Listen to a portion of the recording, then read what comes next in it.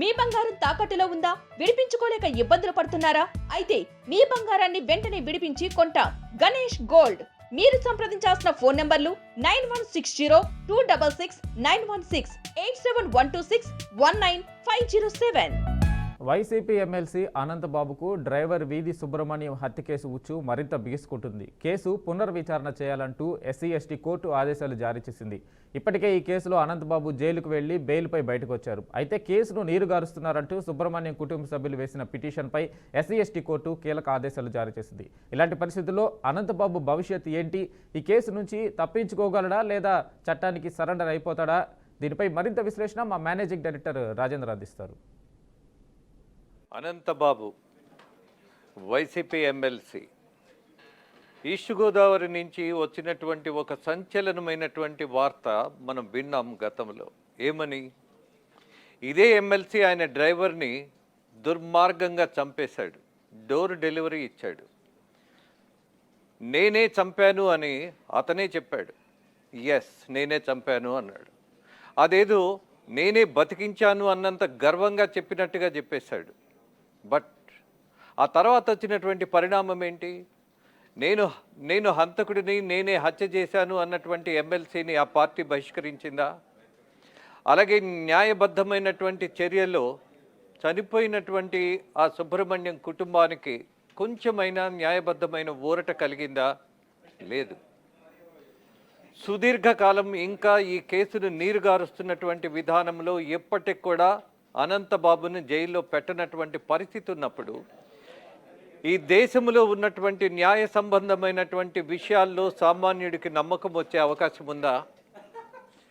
నేనే హత్య చేశాను అని ఒక ఎమ్మెల్సీ ప్రకటించిన తర్వాత అతని మీద చర్యలు తీసుకున్నటువంటి నేపథ్యం చూసిన తర్వాత చిన్న పిల్లలు అడుగుతారు, ఇది న్యాయమా? ఇలా ఉంటుందా చట్టం? కోర్టులు కూడా ఇలానే వ్యవహరిస్తాయా? ఒక హంతకుడిని వదిలేయటం ఏంటి అని ఆశ్చర్యపడరా? ఈ యువతకు మనం ఏం నేర్పుతున్నాం? ఈ దేశానికి ఏం సందేశం ఇస్తున్నాం? పట్టపగలు దుర్మార్గంగా డ్రైవర్ని చంపిన వాడిని వదిలేసినటువంటి వ్యవస్థను మనము ఎలా తీసుకోవాలి? ఆలోచించాలి కదా. ఆ కుటుంబం చాలా బలహీనమైనటువంటి ఆర్థికంగా ఈ డ్రైవరుకు వచ్చేటటువంటి వేతనం మీదే ఆధారపడినటువంటి కుటుంబం. మరి అతనే లేకుండా పోయాడు. వాళ్ళు రోడ్డు మీదకి వచ్చారు.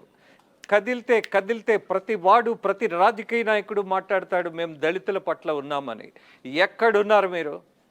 ఉంటే మరి ఆ కుటుంబానికి ఇచ్చినటువంటి ఊరట ఏంటి? ఏదో ఒక 5 లక్షలు 10 లక్షలు వాళ్ళ మొహాన ఏదో ప్రభుత్వం ఒక చెక్కు పడేస్తే సరిపోతుందా? బిడ్డను పోగొట్టుకున్న తల్లిదండ్రులకు కనీసం న్యాయ సంబంధమైనటువంటి న్యాయం జరగనప్పుడు, ఒక సామాన్యుడికి దక్కవలసినటువంటి హక్కుగా ఉన్నటువంటి చట్టబద్ధమైనటువంటి హక్కును మనము కాపాడలేనప్పుడు ఈ వ్యవస్థ ఎందుకు?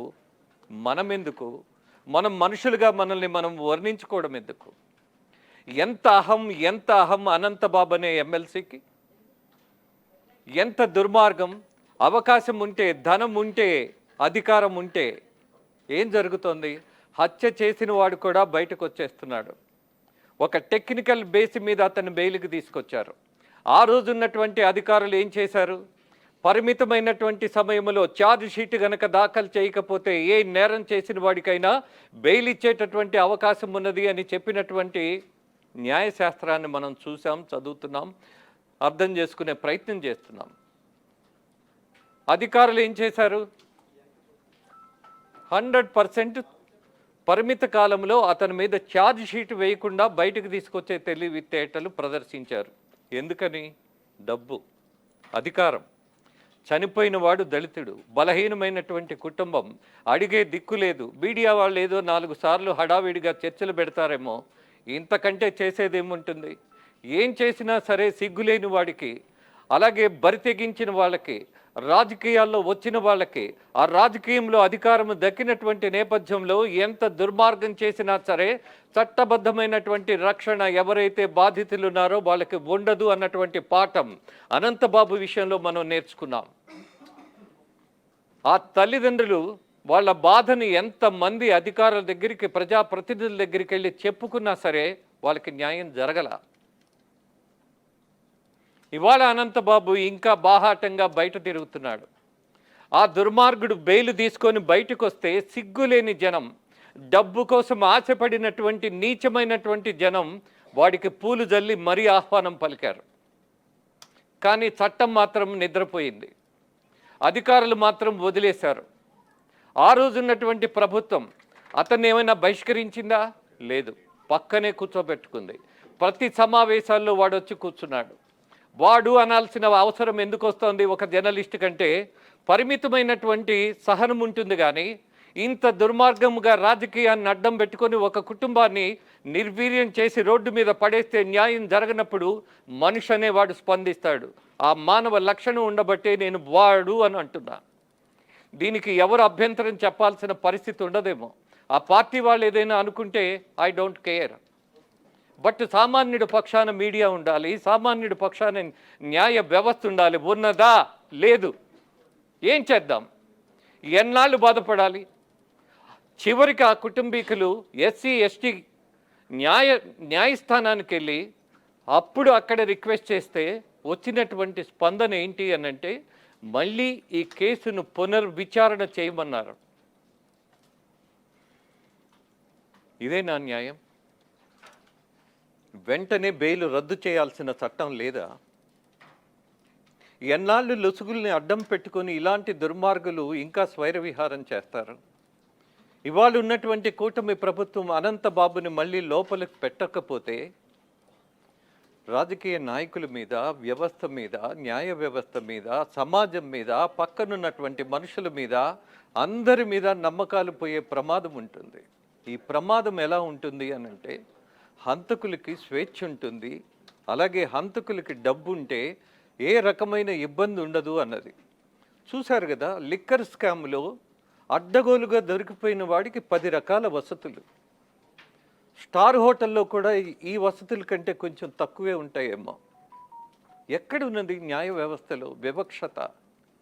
ఈ వివక్షతను ఎందుకు భరించాలి? ఒక కేసు వచ్చిన తర్వాత వాడు ఎంపీ కావచ్చు, లేదా రిక్షా పుల్లర్ కావచ్చు, హూ ఎవర్ మేబీ, అందరికీ ఒకే విధానం ఉండాలి కదా. జైల్లో రాజకీయ ఖైదీలు అన్నటువంటి పరిస్థితి వీళ్ళకి కాదు. స్వతంత్ర సమరం కోసం పోరాడిన వాళ్ళకి జైల్లో కొంత వసతులు ఇవ్వచ్చు. బట్ స్కాముల్లో ఇరుక్కున్న వాడికి బ్యాడ్మింటన్ ఆడుకోవడానికి కోర్టు, మార్నింగ్ బ్రేక్ఫాస్ట్ చేయడానికి ఇంటి దగ్గర నుంచి వచ్చేటటువంటి food, lunch, dinner, everything what ever he wants అన్నీ ఇద్దామంటున్నారు. మరి ఇక్కడ చనిపోయిన కుటుంబానికి తిండి లేదురా దుర్మార్గులారా అని ప్రశ్నిస్తుంటే పలికేవాడు లేడు. న్యాయం దక్కేటటువంటి పరిస్థితి లేదు. ఎన్నాళ్ళు ఈ వ్యవస్థను మనం ఇంకా చూడాలి? ఆ అనంతబాబు అనేవాడు వీరప్పన్, అక్కడ గోదావరి జిల్లాలో ఆ జిల్లాకు మొత్తం ఒక వీరప్పన్ అనేవాడు వీడు. సారాయి వ్యాపారం, ఆ సారాయి కూడా కల్తీ సారాయి. 11 మంది ఆ ప్రాంతంలో చనిపోయారంటే ఈ దుర్మార్గులు వీళ్ళ బ్యాచ్ చేసినటువంటి కల్తీ సారా వ్యాపారంలో 11 మంది చనిపోతే అన్ని రాజకీయ పార్టీలు ఆ ప్రాంతానికి వెళ్ళాయి, అంతో ఇంతో విదిలించాయి, ఏదో ఒకటి మాట్లాడే, మళ్ళీ వాళ్ళు మర్చిపోయారు.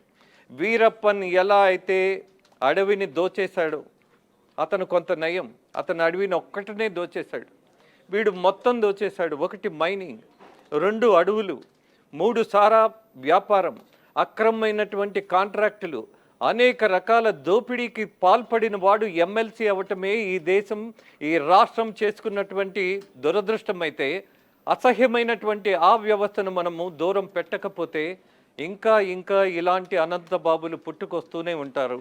మీ పిల్లల భవిష్యత్తును సర్వనాశనం చేస్తారు. ఇలాంటి వాళ్ళను మనం క్షమిస్తూ, అలాగే భరిస్తూ, అలాగే మౌనం వహిస్తూ ఉంటే మాత్రం మనం బాధ్యత కలిగినటువంటి మనుషులుగా మాత్రం మిగలం. అది ఆలోచించాలి, అది అర్థం చేసుకోవాలి. ఆ ప్రయత్నం జరుగుతుందని భావించాలి. ఫైన్, చూద్దాం.